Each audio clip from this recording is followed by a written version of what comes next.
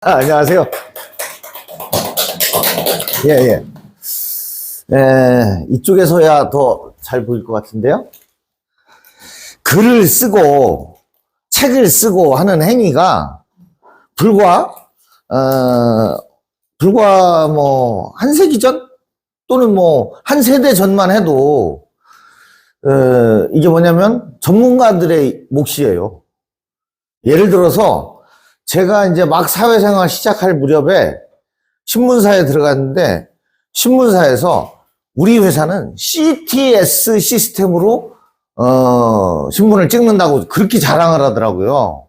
난 CTS가 뭔지를 몰랐는데 나중에 알고 보니까 CTS는 그 이전에 활자공들이 낱낱의 활자를 뽑아서 식자라고 그러죠. 이렇게 조판에다가 학, 교, 가, 서 이렇게 이거를 이제 활자로 만들어서 책이든 신문을 찍었던 시대인데 컴퓨터로 편집을 해서 그걸 그대로 찍어내는 시대를 CTS라고 그러더라고요. 그러니까는 대개 갖고 계신 책 중에 그 한 30년, 40년 넘은 책이 있을 거예요. 그걸 이렇게 보면 활자 자체가 다릅니다. 이게 꾹꾹 눌러 찍은 듯한 활자가 보일 거예요. 이렇게 평면 인쇄가 아니고 이렇게 꾹꾹 눌러 찍은. 예, 그래서 그 이전 세대 생각해 보세요. 책을 만드는데 그 책에 나오는 수많은 글자를 전부 다 조판에서 찍어서 이렇게 해서 판에다 만들어서 이걸 찍는 거야. 이게 불과 30년 전 얘기예요. 지금처럼 컴퓨터 편집을 해서 드르륵 찍어내는 거는 이제 30년 몇 개 안 됐어요. 그래서 그만큼 책을 만들고 책을 제작하는 것 자체가, 그리고 그때는 육필로 썼잖아요. 육필로 써서 교정보다 보면 빨간 펜으로 뭐 찍 긋고 뭐 돼지꼬리 그리고 뭐 그리고 이렇게 그런 지극히 어려운 과정을 통해서 이제 글을 쓰고 책을 쓰는 과정이 진행됐는데 지금은 너무나 쉬워진 거예요. 그러다 보니까 과거에는 대단히 그 전문성 있는 분야에 한해서 전문성 있는 사람이 글을 쓰고 책을 썼단 말이에요. 지금은 그래서 그러니까 전문 작가 책을 쓴다 그러면 그 사람은 이제 뭐 책을 쓰는 걸 업으로 하는 뭐 소설가라든가 시인이라든가 이런 사람들이 주로 썼고 뭐 기자들, 교수들 이런 사람들이 책을 썼죠 많이. 그럼 옛날에 그랬다는 얘기를 자꾸 드리는 건 지금은 어떻다는 거예요? 그 벽이 무너졌다는 거죠. 그 벽이. 자, 과거 기자는 소수의 매스컴 종사자였어요. 제가 95년도에 처음 신문 기자를 할 때 대전에 기자들 몇 안 됐어요. 몇 안 됐어요. 그래서 어느 기관에 가든 그 어느 신문사에 누구 기자가 있는 걸 다 알아요. 진짜 그때는 끝발이 끝내줬어요. 근데 지금은 뭔지 아세요? 이 인터넷 신문이 막 생기면서 뭐라 그러더라? 대전시청에 뭐 180개 매체인가가 등록돼 있다고 내가 그렇게 만나서 들었는데 그런 식이에요. 지금은 그리고 현재는 국민 누구나가 기자예요. 반드시 카메라 기자가 가서 이걸 내고 가서 찍어야 뉴스에 나오는 건 아니에요. 지하철에서 어떤 소녀가 할아버지한테 핸드폰으로 여기다가 머리를 막 찍어대는 그게 뉴스에 나와가지고 전 국민이 알았잖아요. 뭐 지하철에서 막 그 행패 부리는 사람들 이렇게 찍어가지고 방송사에 제공하면 그게 뉴스가 되잖아요. 전 국민이 기자인 시대예요. 꼭 영상뿐만 아니라 이 텍스트도 마찬가지예요. 텍스트도 자기가 느낀 바를 뭐 페이스북에다 썼는데 그 페이스북이 이슈화 돼가지고 또는 어떤 매체에 의해서 퍼날라져 가지고 이게 확산되고 옛날에는요 이 신문과 방송이 권력을 누렸던 건 딱 하나예요. 독점하고 있기 때문에. 신문사에서 방송사에서 눈 감아주면 세상이 모르는 거야. 세상이 덮어주는 거야. 근데 요새는요, 덮어줬다고 해서 누가 찍어도 찍어와. 그죠? 옛날 저기 영화 보셨어요? 그 택시기사인가 하는 영화. 그거 보니까 어떻게 해요? 이 군인들이 광주 시내를 다 벽을 쳐가지고 방송사 장악하고 신문사 장악해서 모든 출입을 통제하니까 광주에서 무슨 일이 일어나는지 밖에 사람들은 전혀 모르는 거예요. 그리고 광주 MBC 장악하고 들어가가지고는 맨날 팝송만 틀어주고 쇼하는 프로그램 재방송만 틀었다는 거 아니에요. 국민들이 모르는 거야. 광주 MBC에서 찍으면 그 옆에 화순, 곡성, 벌교, 순천에서 다 봤을 텐데 그 사람들은 광주에서 무슨 일이 일어나는지 모르는 거예요. 그렇지 않아요? 그만큼 그 신문이나 방송이 권력을 독점했던 거는 자기들만 보도할 수 있었기 때문에. 자기들만 쓸 수 있었기 때문에. 근데 지금은 인터넷 시대가 되면서 이제 양방향이 된 거예요. 그전에는 제가 있잖아요. 기사를 이렇게 쓰면 그냥 예를 들어서 자기가 읽었는데 이 기사가 마음에 안 들고 내 생각과 달라.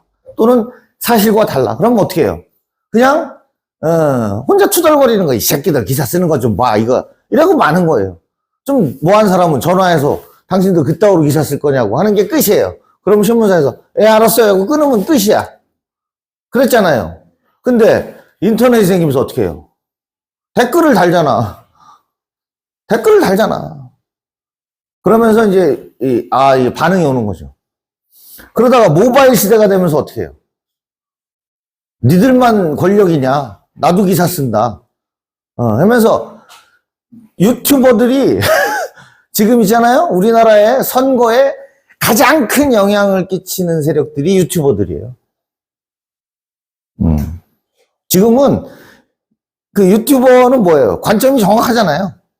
그러니까 내가 지지하는 사람을 적극적으로 밀고 내가 반대하는 사람에 대해서는 적극적으로 안티를 걸잖아요.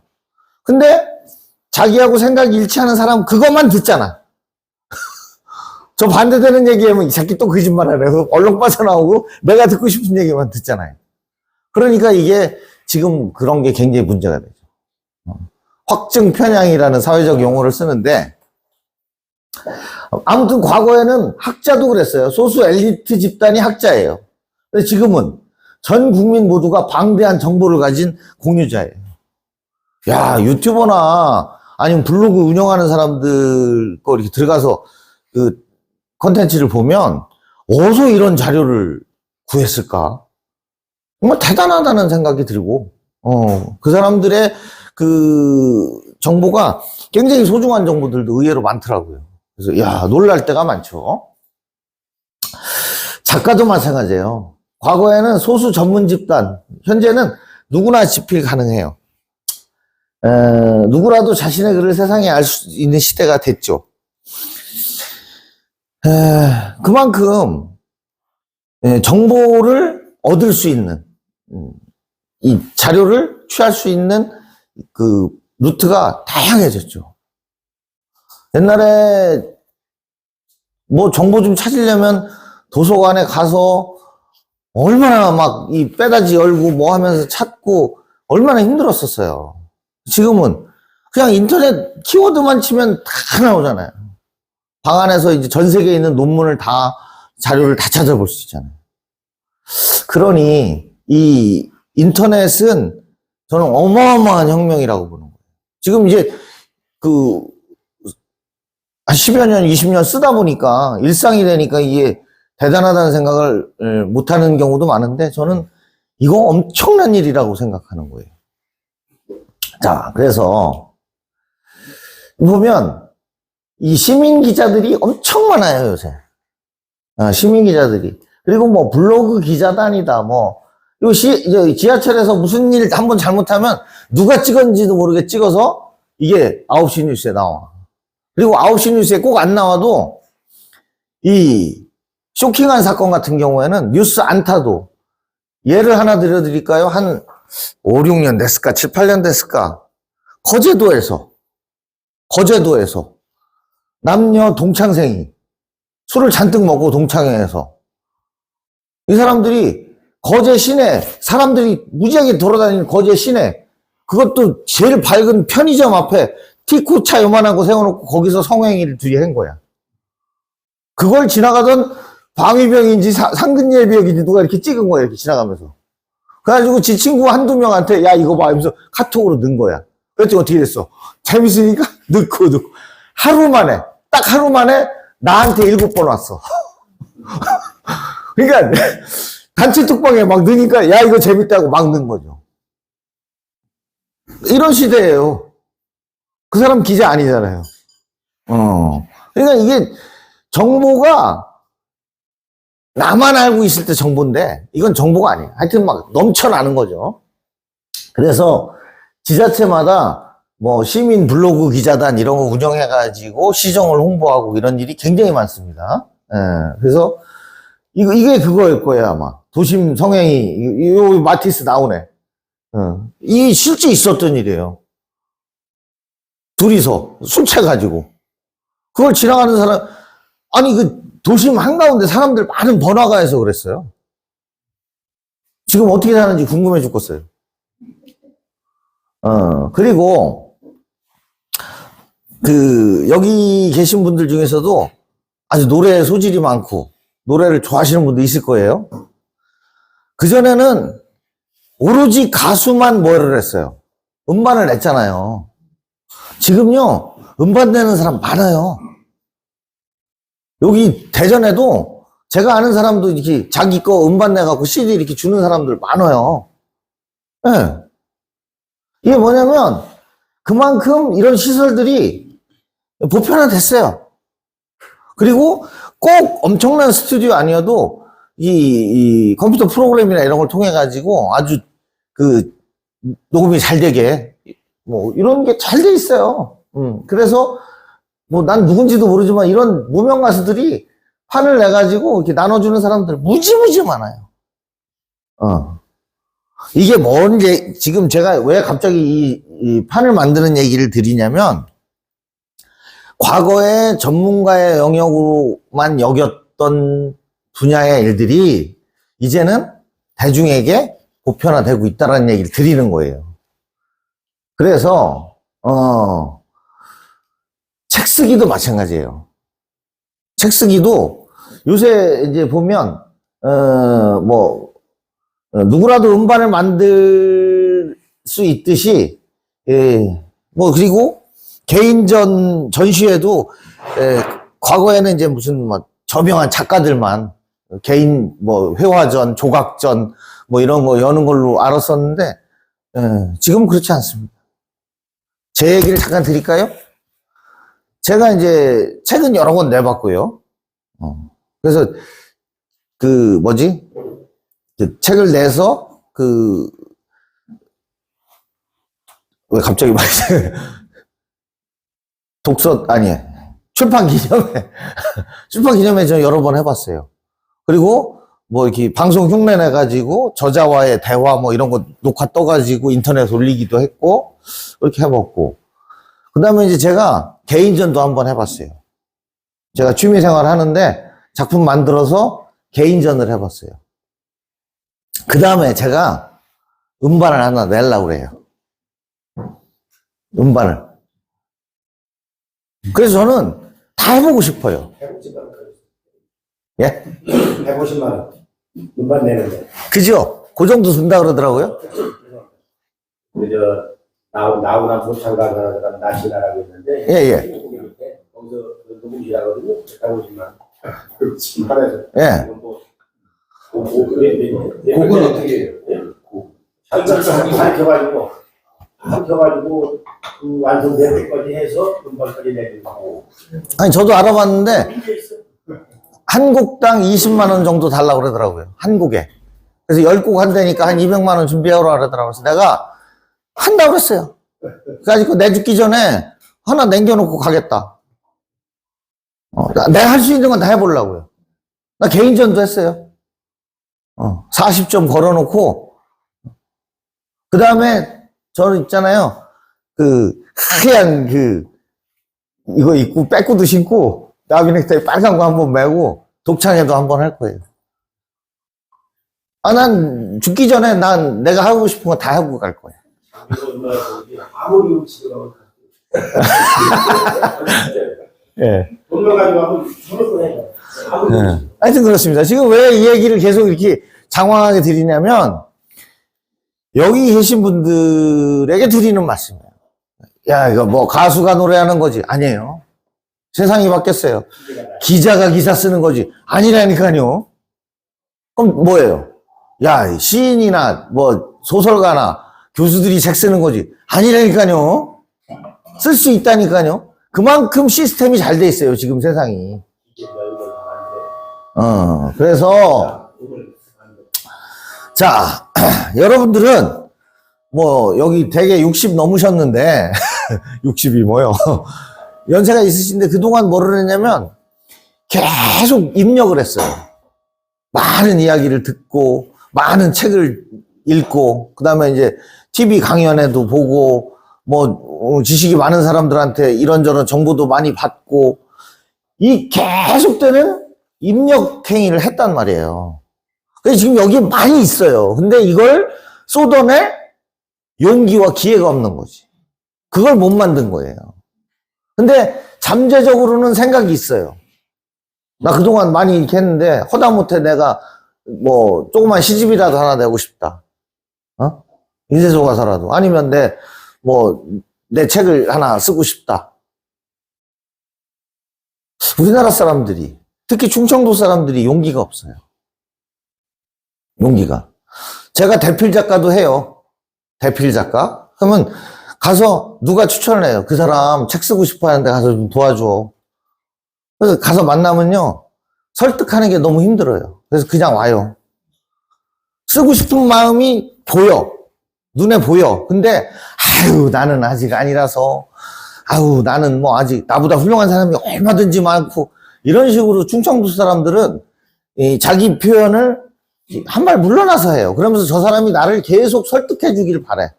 그래서 내가 못 이겨서 아유 그럼 뭐 김영희 좀 해주셔. 이렇게 가야 하는 걸로 돼 있어. 근데 난 그게 너무 싫어. 힘들어. 내가 그래서 아니 그럼 다음에 하셔요. 그래 그냥 와. 그 과정이 너무 힘들어. 나도 충청도에서 나서 자랐지만 충청도 사람들 그걸 미덕이라고 생각하고 겸손이라고 생각하고 시간을 난 이해할 수가 없어요. 동의하세요?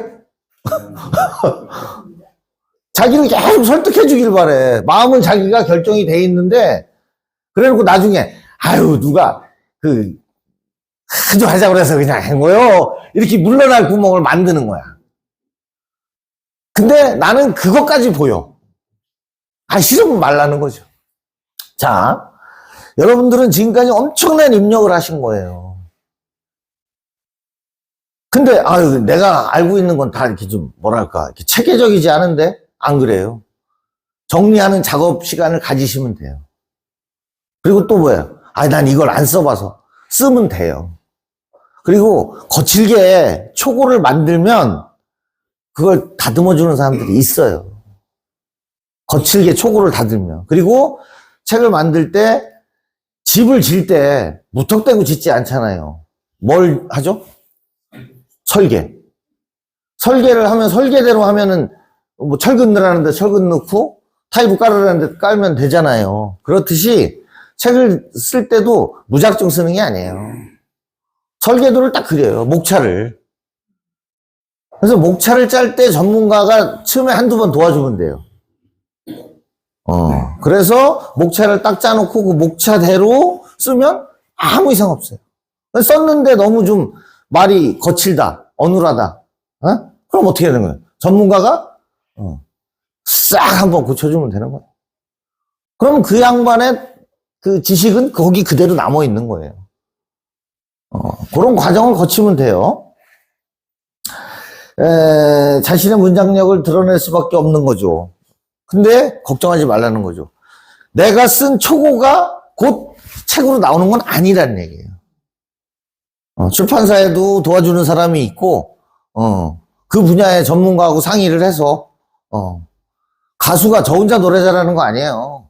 아까 선생님 말씀하셨듯이 계속 지도를 해줘요, 작곡자가. 아니, 거기 말고 거기서 꺾으란 말이야. 뭐 이렇게. 그렇게 해서 완성된 노래를 만들어 주듯이 글쓰기도, 처음부터 내가 다 잘할 수는 없다는 얘기. 누군가가 도와준다는 얘기. 자, 그래서 과거에는 책을 많이 읽는 사람이 자랑을 했어요. 나 책 몇 권 읽었다고. 지금 그거 아니에요. 단 한 권이라도 내 책을 갖고 있는 사람이 진짜 이 시대의 리더예요. 라이터가 리더예요. 옛날에는 리더가 리더였는데 지금은 라이터가 리더다.